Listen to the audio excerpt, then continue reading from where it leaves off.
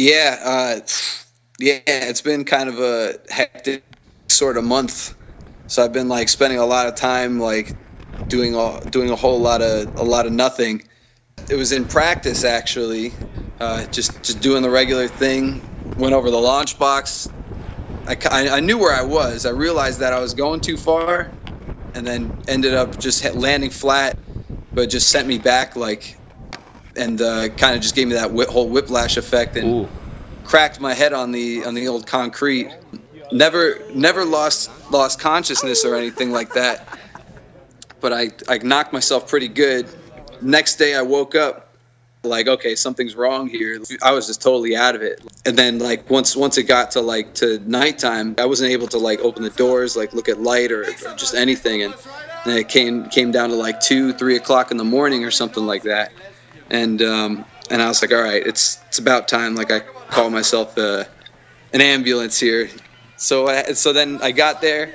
I was like, man, my head is killing me, and they brought me into an emergency CT scan, and they're like, oh, well, it makes sense that your head would be hurting because you have a subdural hematoma and internal bleeding on your brain. And then they got really serious on me. They got really, really serious on me. They're like, okay, well, you should probably, call your loved ones because this is what's going on and all this stuff. And at this point, I'm like totally freaked out. So they basically sat you down and they're like, you are going to die. Well, they never told me that exactly, but they kind of like, gave me the gist of the gravity of the situation. Later on, like I learned that I was in like a double-digit percentage of like dying, and like there was like over like a certain percentage chance, and I didn't know that until like a long time after I got out of the hospital. So I like called my parents because what ended up happening was they're like, okay, well, here's the deal. We're gonna have to sedate you. We're gonna intubate you, which means they're gonna put a breathing apparatus down my throat. They had to paralyze me, put me on the stretcher, helivac me to the next hospital. I made all these like crazy phone calls, and then like told everyone that I loved them, and then with like a kind of like a heavy head, like laid back down onto that table and looked up in the light, and I was like, okay, well, like whatever my fate is, I just gotta kind of accept it right now. The thing was, like I went to sleep, but I didn't fully go to sleep. I wasn't able to move it. I was paralyzed, but I was kind of fully aware.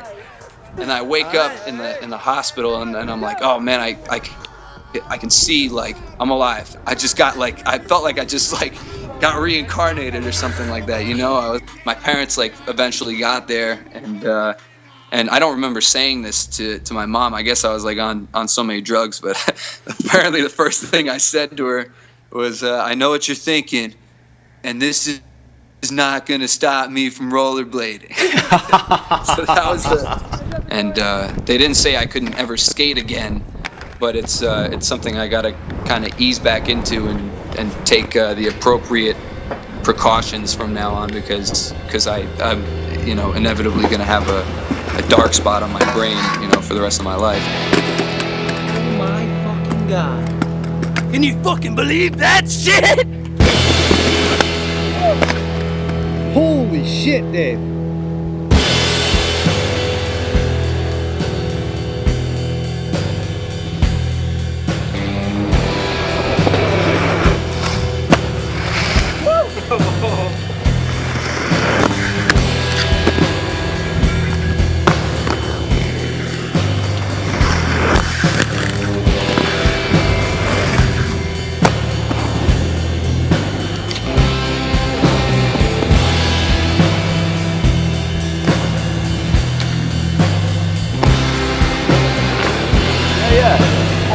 High-tech camera. This is high-tech camera. Yeah.